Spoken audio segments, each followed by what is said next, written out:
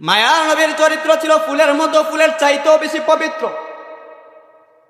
আল্লাহ পাক রব্বুল আলামিন আমার আপনার নবীকে সেই সার্টিফিকেট দিয়েছেন, সেই গ্যারান্টিওয়ালা সার্টিফিকেট আল্লাহ পাক রব্বুল আলামিন দিয়েছেন।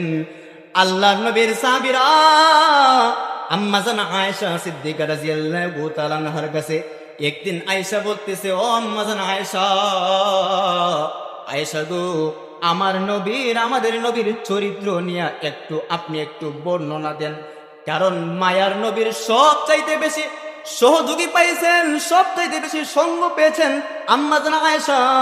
আম্মা জান আয়েশা তো ভালো বলতে পারেন নবীজির চরিত্র কেমন, নবীজির আখলাক কেমন, নবীজির ব্যবহার কেমন, এটা একমাত্র ঘরের যে বিবি আছে বিবির চাইতে বেশি ভালো আর কেউ বলতে পারে না।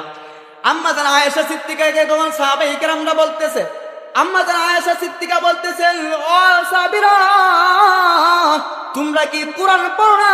তোমরা কি কোরআন পড়ো না? বলে, হা হা হা, আমরা কেন কোরআন পড়বো না, আমরা তো কোরআন পড়ি।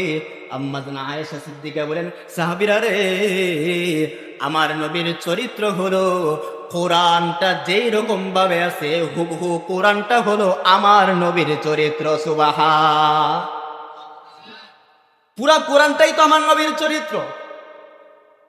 আল্লাহ পাক রব্বুল আলামিন বলতেছে, ও নবী, বন্ধু গো, আপনি কেমন চরিত্রের অধিকারী আপনি জানেননি? আল্লাহ পাক রব্বুল আলামিন বলেন, ইন্নাকা লাআলা খুলুকিন আযীম,